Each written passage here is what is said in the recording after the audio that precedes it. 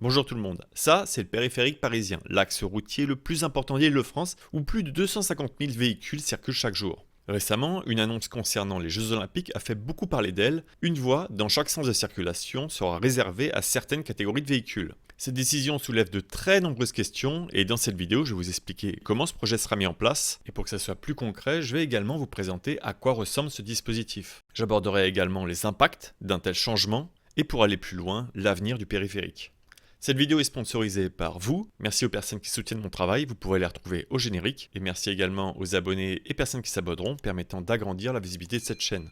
Pour resituer le périphérique, c'est une immense boucle de 35 km autour de Paris, composée de 2 à 6 voies. Il présente des particularités très intéressantes telles que l'absence de feux de signalisation et une priorité à droite pour les véhicules qui s'engagent, d'où l'appellation boulevard périphérique. Intéressons-nous maintenant aux voies qui vont être impactées par ce projet. Si on regarde attentivement les lieux sur lesquels une voie va être réservée, c'est principalement des endroits où il y a 4 voies de circulation. Et ces voies réservées ne vont pas plus loin que la grande couronne de Paris. C'est normal finalement, ces voies restent proches des lieux où les Jeux Olympiques vont se dérouler. Et à ce propos, pourquoi réserver des voies pour les Jeux Olympiques ? Alors c'est bien sûr pour répondre aux besoins de déplacer le plus efficacement possible les participants au jeu, et donc le choix a logiquement été porté sur les transports en commun.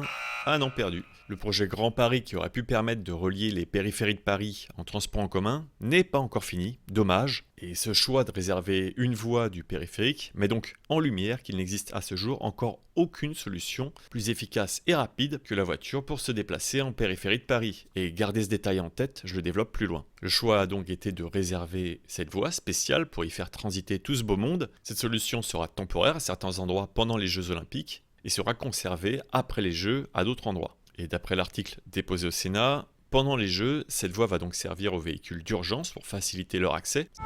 Parce qu'aujourd'hui, les véhicules d'urgence sont bloqués et c'est complexe pour eux de pouvoir continuer. Ils essayent de circuler tant bien que mal en faisant leur chemin. Mais le fait de créer une voie destinée permettra d'accélérer le temps d'intervention également des véhicules d'urgence. Et durant les Jeux, ces voies seront accessibles uniquement aux personnes qui seront accréditées. Ce sont environ 300 000 personnes, dont les journalistes, et seuls les véhicules de ces personnes qui seront accrédités pourront emprunter les voies. Et en plus de ça, la mairie peut autoriser d'autres catégories de véhicules d'y circuler selon certains critères et horaires. Voilà donc comment ça va se passer pendant les Jeux, et donc à ce moment-là, j'ai pas l'impression qu'il y ait du covoiturage qui soit mis en avant. En tout cas, l'article du Sénat n'en parle pas. Il est peut-être possible que les attributions de cette voie changent au fil du temps, mais en tout cas, ce qui est mis en avant, c'est plutôt l'héritage des Jeux Olympiques. C'est donc à ce moment-là, au moment où on va conserver certaines des voies olympiques, que du covoiturage pourrait être mis en œuvre. Et les voies pourront être aussi utilisées par d'autres types d'usagers, comme les bus. Donc là, ce qui est bien, c'est qu'il y aura également les bus qui pourront circuler sur la voie. On voit qu'il y a pas mal de bus qui circulent. Tous ces bus-là pourront profiter de cet aménagement qui sera aménagé sur la voie de gauche. Les personnes qui sont à deux là pourront rester ici. Là, ils sont également à deux. Donc finalement, ça va juste retirer celui-là, celui-là, celui-là. Le taxi pourra rester là. Le but de ce projet, c'est donc de limiter les nuisances du périphérique, la nuisance sonore, les émissions de pollution, en diminuant ainsi le nombre de véhicules. Et mathématiquement, s'il y a plus de personnes dans les véhicules, mais moins de véhicules, le nombre de personnes transportées reste le même. Et le tout en offrant plus d'avantages aux personnes qui vont privilégier le covoiturage. Ces mesures sont d'ailleurs encouragées par le gouvernement et certaines entreprises offrent déjà des indemnités aux personnes qui utilisent ce mode de transport pour pouvoir le valoriser. Cette mesure permet également de lutter contre l'autosolisme. Alors c'est pas une maladie, c'est le fait qu'une personne utilise un véhicule seul. C'est le cas de 9 conducteurs sur 10 pour des déplacements en trajet urbain, domicile-travail, et cette proportion augmente chaque année. Et c'est pour ça que ces voies olympiques vont être transformées en voies de covoiturage, principalement dans les zones fortement urbanisées. Alors maintenant, il y a peut-être une question qui vous trotte en tête, c'est à quoi va ressembler cette transformation et comment elle va être mise en place. Eh bien, cette voie sera toujours là, rien ne change. La mise en place de ce projet ne va pas venir modifier l'infrastructure en elle-même. Rien ne va changer dans les faits. Il y aura certainement de nouveaux panneaux qui vont venir indiquer que cette voie est réservée à certaines catégories d'usagers. Et je pense que ces panneaux seront lumineux pour s'activer uniquement lors de fortes congestions, car je ne pense pas que cette voie de covoiturage sera active tout le temps. Alors là, c'est juste une projection, mais je vais vous expliquer la logique derrière ce choix. C'est finalement la même chose que pour la mise en place de limitation de vitesse. C'est quelque chose qui peut sembler contre-intuitif, mais par exemple sur le périphérique, depuis que la vitesse a été passée de 80 à 70 km/h, la vitesse moyenne du périphérique a augmenté de 18%. Cela s'explique par le phénomène de congestion du trafic, c'est-à-dire que la vitesse étant moins importante en moyenne, le risque de bouchon en accordéon est également lui aussi moins important, créant simplement des ralentissements et non plus des arrêts complets sur les voies. Cela permet au final une meilleure fluidité générale. Donc je pense que cette solution de covoiturage viendra en même temps qu'une diminution de la vitesse pour proposer une solution au moment où le périphérique commence à saturer, afin de garantir une fluidité sur cette voie de gauche sans trop impacter les autres voies. Car au moment de sortir et d'entrer dans cette voie, il ne faut pas qu'il y ait un différentiel de vitesse trop important. Cela pourrait créer des risques d'accident et également des bouchons en accordéon.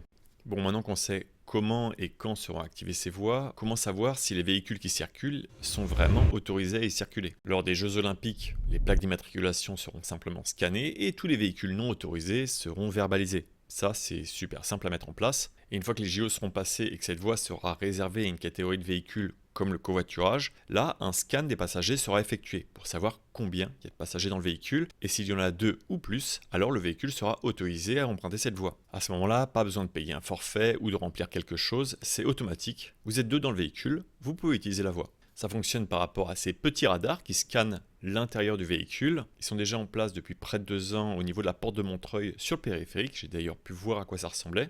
Et ce boîtier vert, suivi des 2 caméras qui sont derrière, permettent de compter le nombre de passagers qui sont à l'intérieur du véhicule. Et en détail, ça ressemble à ça. Et il y en a également sur l'A1, là où il y a une autre voie de covoiturage qui va être installée. Et pareil, c'est déjà en place. C'est pour ça que je vous disais que ça ne va pas changer grand-chose au niveau de l'aménagement, c'est juste des nouveaux radars qui seront ajoutés sur le bord de la route. Et pour les petits malins, il n'est pas encore indiqué si ce passager doit être humain. J'en connais déjà qui vont rentabiliser leurs achats. Et pour ce qui est de l'impact d'un tel changement, je pense qu'il est important d'en parler, car aujourd'hui c'est encore très flou. Certaines personnes pensent que ces voies vont être supprimées, d'autres pensent qu'il va y avoir des grosses modifications au niveau de la circulation. Bref, dans un premier temps, je pense qu'il est important de clarifier tous ces points-là. Ensuite, il y a la congestion, qui est finalement la conséquence la plus redoutée. Mais aujourd'hui, la plupart des automobilistes utilisent un GPS pour leurs déplacements, même les déplacements quotidiens. Celui-ci indique les meilleurs itinéraires avec le moins de congestion et donc cette technologie va permettre de dissiper une partie de la circulation vers d'autres axes qui étaient jusqu'ici délaissés car moins directs ou moins rapides.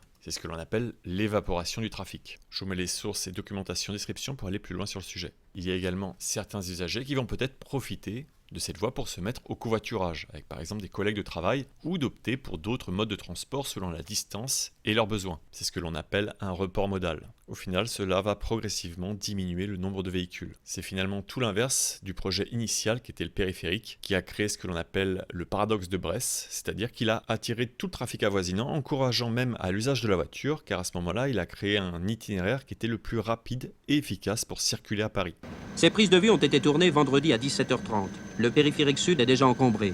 À côté, le boulevard des Maréchaux, qui ceinture également Paris, est presque vide. Pourquoi? Parce que le boulevard périphérique, c'est la solution de facilité. Pas de feu rouge, une bonne signalisation alors, on s'y entasse sans réfléchir aux conséquences. Mais au vu de l'accroissement du Grand Paris, cette solution du tout voiture n'est aujourd'hui plus possible. Et donc, quel sera l'avenir du périphérique? Je considère aujourd'hui que la mise en place de cette voie marque le début d'une transformation à long terme du périphérique, qui s'étendra sur des années. La priorité consiste à créer un nouveau réseau reliant Paris à la petite couronne, car actuellement le périphérique constitue une barrière infranchissable pour les déplacements de proximité. Cela n'encourage donc pas la marche, les transports en commun ou le vélo, mais plutôt les petits déplacements qui seront effectués avec des véhicules.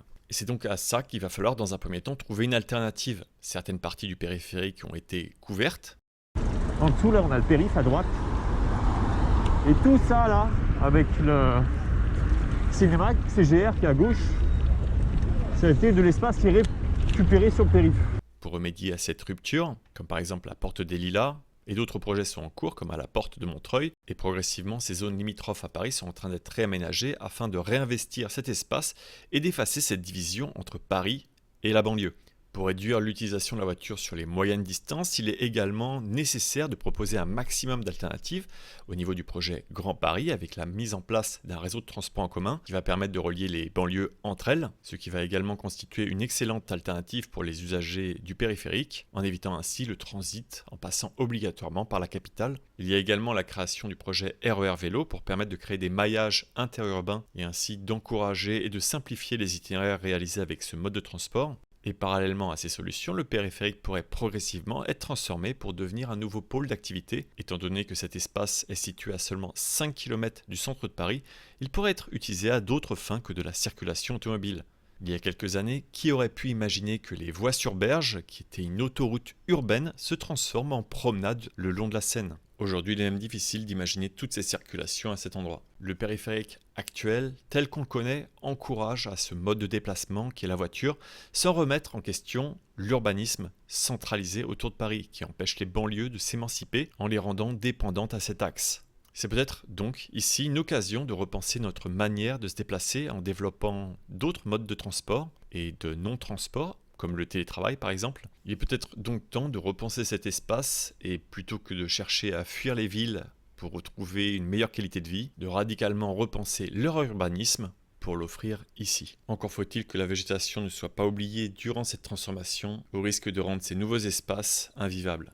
J'espère que cette approche vous a permis d'un peu mieux comprendre ce projet. N'hésitez pas à me partager vos avis, c'est toujours un plaisir de pouvoir en discuter en commentaire. Ça pourrait être le sujet d'autres vidéos pour approfondir certains points ou certaines de vos questions. Avant de vous quitter, je tiens à remercier toutes les personnes qui me soutiennent. C'est vraiment très important. Merci à vous de me permettre de continuer à faire ce travail, de prendre le temps pour me documenter et de vous fournir ces sujets de la manière la plus objective possible. Vous pourrez d'ailleurs retrouver toutes les sources que j'ai utilisées en description de la vidéo. Mais ne vous sentez pas obligé de soutenir Altisplay. Regardez et partagez aide déjà beaucoup cette chaîne. Il est temps de vous dire à bientôt pour de prochaines vidéos et bonne route. Bonjour. Ça va? Ouais, très bien. Je profite, justement, j'aime bien, donc si ça vous dérange pas. Vous avez un Instagram ou quelque chose? Profitez-en, je suis en direct là. Ok. En fait, je présente Paris à des abonnés, les endroits à voir, etc. autour du périph' aujourd'hui. Ok. Et donc, j'en profitais pour vous voir. Donc, si vous avez un message à faire passer ou quoi, sinon Yes, c'est Cosmo Boy sur Instagram. Cool, Cosmo Boy. Ok. Avec un K. Ok. Yes. Je peux rester un petit peu? Carrément. Cool. Thank